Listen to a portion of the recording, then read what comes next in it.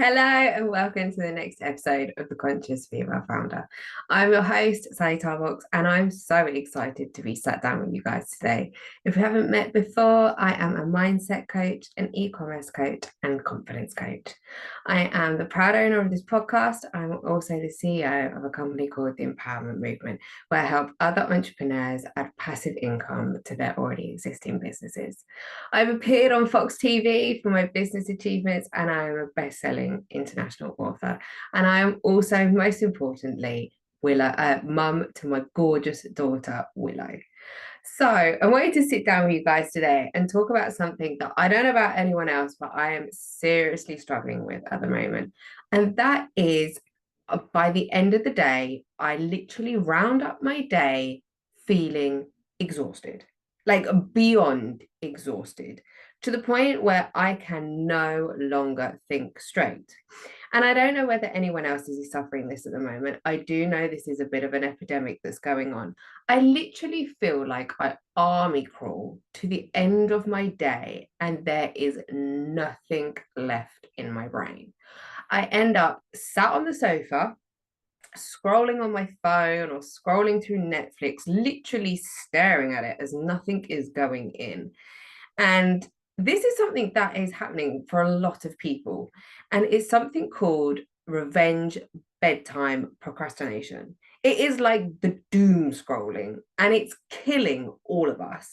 And then before you know it, you sit there and you look at the clock, and all of a sudden you're like, oh my God, it's 11 o'clock or midnight, and I should have been in bed ages ago. You end up then crawling your way upstairs to bed, fall into bed in a massive heap, only to wake up the next day feeling just as whacked as you did the night before. And this has been going on for weeks for me. So I decided to put together a training on how we can get around this, because I feel like so many people are feeling this way at the moment. Literally getting to the end of your day and you feel like you have been hit by everything and you are exhausted, only to get up the next day feeling just as wrecked.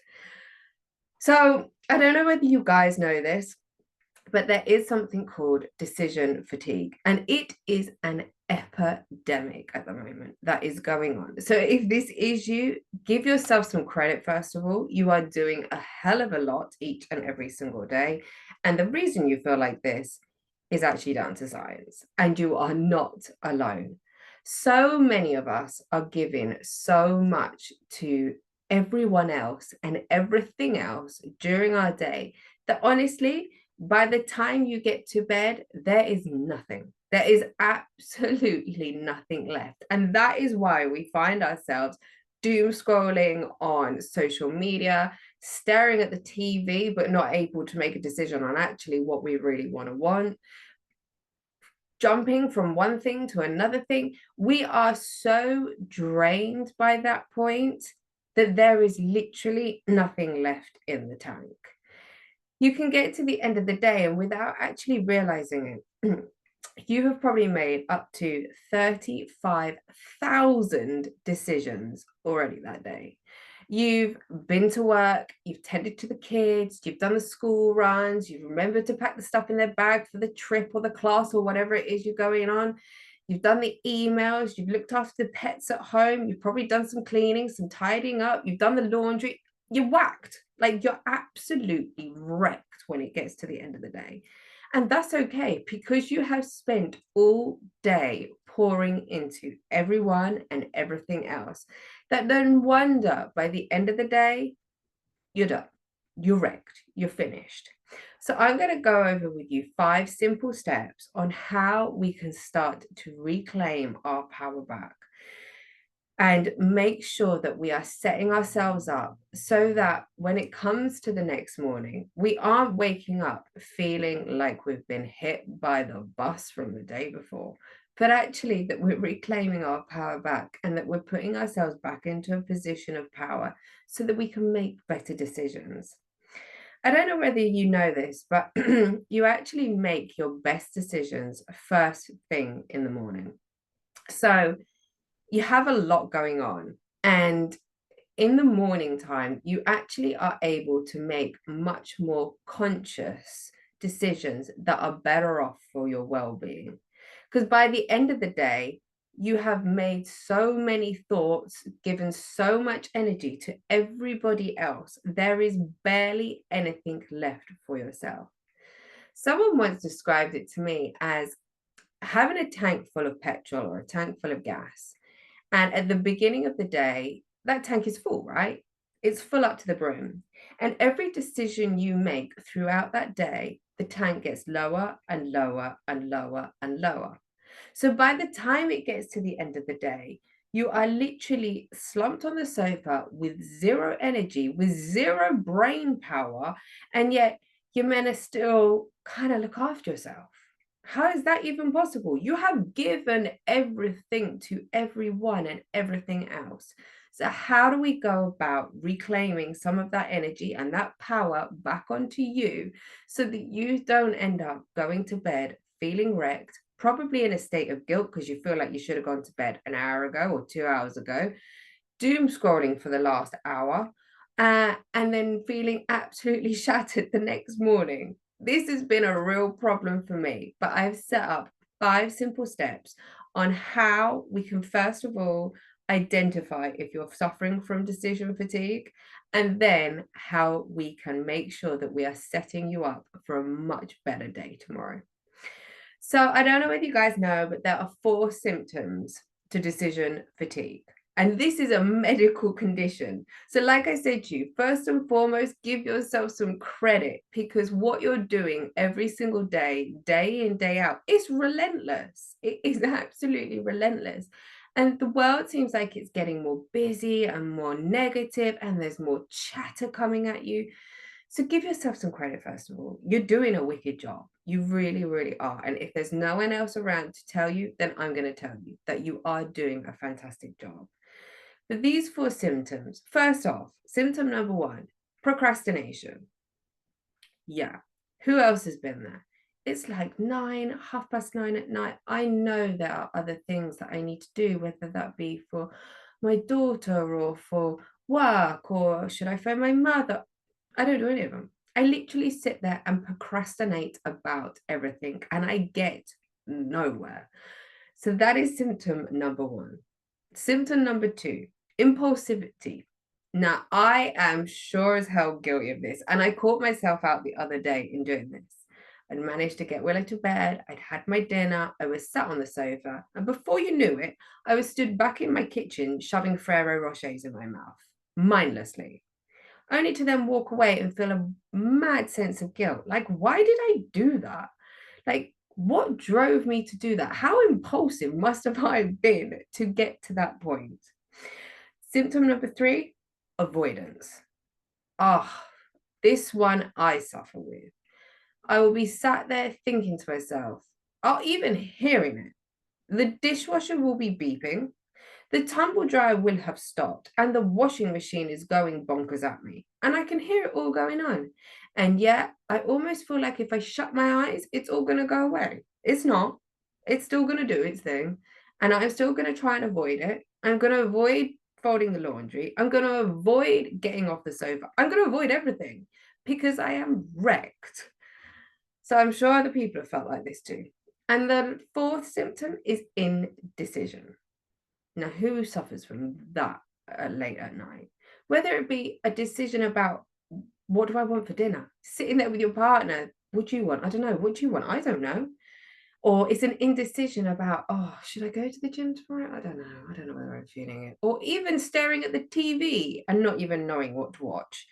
Other times you can stare at the TV and be like, yeah, I want to see that. And I want to watch it. 9, 10 o'clock at night? No, I can't make a decision about anything.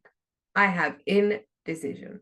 So those are the 4 symptoms. So if any one of those you can sit there and resonate with, I am telling you right now, you are suffering and in a state of decision fatigue. So how are we gonna reclaim our power back? Look, guys, I get it.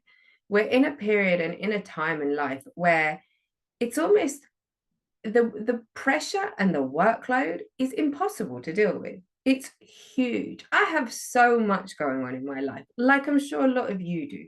I am a mum, I am a business owner, I am a podcaster, I am a landlady, I'm an Airbnb host, I work as well, like with my companies. I've got so much going on, and it sometimes feels like the most impossible workload. And where's the reward? What? I get to the end of the day and I'm shattered and I'm knackered, only to sit on the sofa, scroll on my phone aimlessly, go to army call to bed, and then get up the next day feeling just as wrecked. Where's the reward in all of this? Someone once described getting to the end of the day, and I thought this was absolutely brilliant. I was like, oh my gosh, you have absolutely nailed this one. She said, getting to the end of my day is almost like doing one of those runs, you know, those crazy runs that maybe you have got a friend who's so into her fitness. And it's like you're running through mud and you've got to do 12 miles and you're trying to climb up a wall with one arm and it's raining and it's windy. And then you're trying to jump over something, swim through a lake while also being electrocuted and someone shouting at you like some army regiment. She's like, it feels like that. I was like, yeah, you know what? It really, really does. So I understand and I get it. So let's set you guys up with some tools to make sure that you don't feel like you're in this state of decision fatigue. And if you are, it's okay. We're going to set you up so that tomorrow you're going to feel a lot better. Because if we're making the best decisions in the morning and by the end of the day, we'll run out of energy and we'll run out of brain power, well, how can we break the cycle? So tip number 1, that is pick your bedtime. I know it sounds really simple, but honestly, if you're not doing this first tip, then trust me, everything else is going to go out the window. Pick your bedtime. Understand how much sleep you physically need to have to make sure tomorrow morning you are waking up feeling a lot better. But on top of that, whatever that might be, so for instance, for me, I need 8 hours. I need 8 hours of sleep. But I have been guilty of this. You literally wait up until that point where you're like, right, it is 2 minutes to 10. I need to go to bed now because I've got to be up at 6 because I want to go to the gym. It doesn't work. By the time I've then got upstairs, I've brushed my teeth, I've put my pajamas on, maybe I made a cup of tea, maybe I picked up my book for 2 minutes, got to 11, it's 10 to 11. And then I'm sitting there stressing, oh God, I'm not going to get my 8 hours of sleep. I'm going to wake up tomorrow feeling wrecked. And then I go to sleep in a state of stress. My body's not going to relax. So whatever you need, whatever your time period of sleep that you need to add 1 more hour on. That's right. So I need to get up at 6 each morning, okay? And I want 8 hours sleep. That means I need to be in bed by 9. Simple. No matter what your bedtime is, make sure you add an hour on. Make sure you give yourself that extra hour where the phone is down and I am now in bed. Because what studies actually show is that on average, it takes 20 minutes to fall asleep. That's 20 minutes. So before that 8 hours has even kicked in, you need to be in bed at least 1 hour before your actual bedtime to make sure that you are relaxing. And it also shows, studies show that when you have a consistent bedtime, you will fall asleep so much faster. So my tip and my trick for this one is set a reminder on your phone. Set a reminder, pick your bedtime, set your reminder on your phone to go off when it is bedtime. The alarm goes off, I've got to go.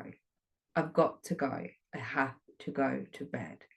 I have to get into bed and it has to be that 1 hour mark before my actual bedtime so that my body can start winding down and getting into this consistency so that my body then is fully relaxed so that at the very, very bare minimum, I get my 8 hours worth of sleep. So tip number 1, pick your bedtime. And if you want 8 hours of sleep, spend 9 hours in bed.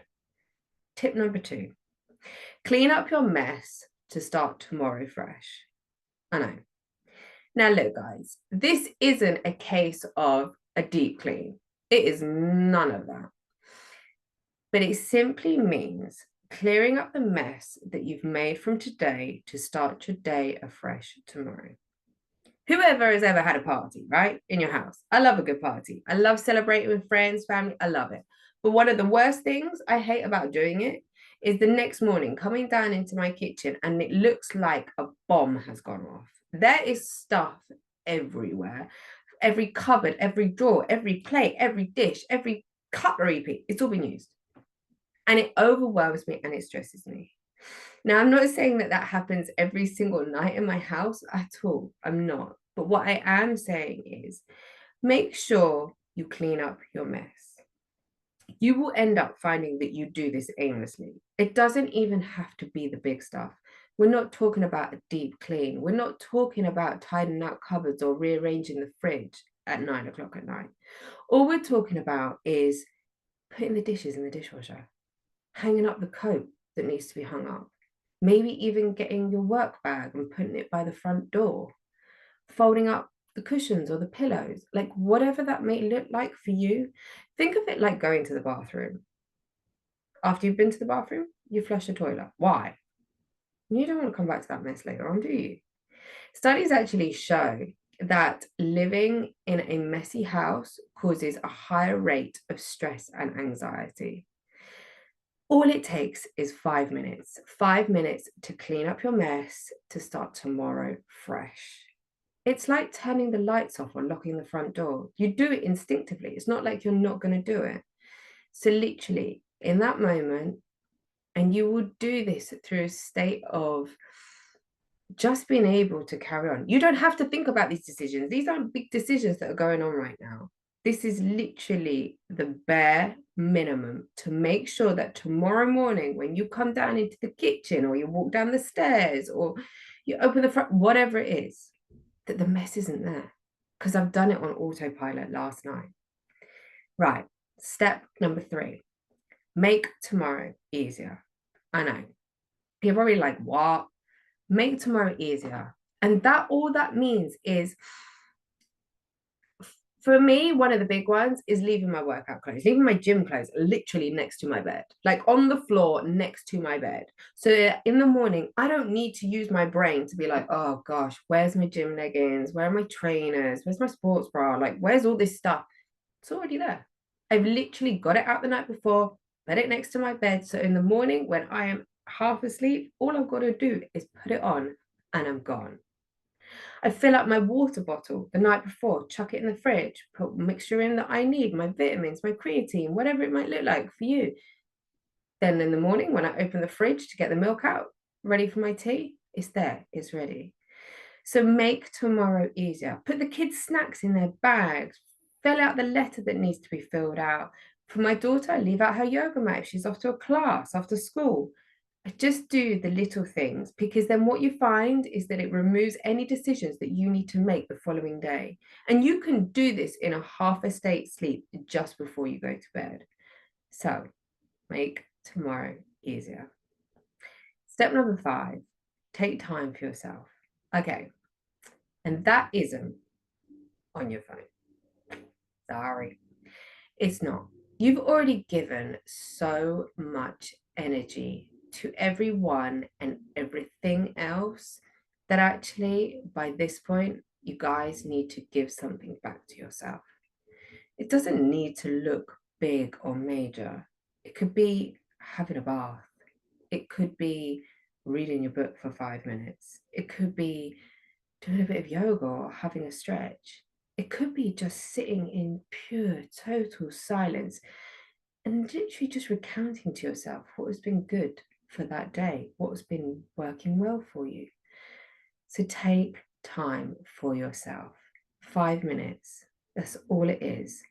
Put the kettle on and sit there and just sit in gratitude. Once the kettle's boiled, carry on, you go to bed. So don't do what some people do, and that's sit there and mindlessly scroll. Why? Because you're giving your energy back to something that isn't needed. It's not serving you purpose in that moment. Almost by giving yourself 5 minutes, it's like you're giving yourself a hug. You're rewarding yourself for what it is that you've done. So take 5 minutes. And last and not least, tuck your phone in before yourself. I know, it's a real tricky one. We use our phone for absolutely everything these days. Emails, texts, calls, WhatsApp, social media. But honestly, think of it like this. Would you put a toddler to bed with an iPad? No, you probably wouldn't. Why? Because you know that the temptation to turn it on and watch something is too big. Well, I hate to break it to you, we're all toddlers when it comes to our phone. So tuck your phone in before yourself. Put it on charge in another room. I know it's tricky, right? Someone might need to call you. There might be an emergency. We'll tell those people, you know what, guys? I'm just in a period right now where the phone is becoming a real distraction for me. So I'm going to leave it on loud, but don't bother messaging me. If you need me in the middle of the night, just call me. We know by this point in the evening, we are struggling from decision fatigue. So making a decision that your phone's going to go somewhere else is much better than before you know it, you're sitting there and you're doom scrolling again. It's not going to serve purpose to anyone. It's not going to help you. And I sure as hell is not going to help you sleep. We know that the blue screen reduces our serotonin levels. Studies have shown this, that by sleeping with your phone next to you, it makes your sleep look so much worse. So tuck your phone in bed before you get in. Guys, I hope that helps. I wanted to share it with you today.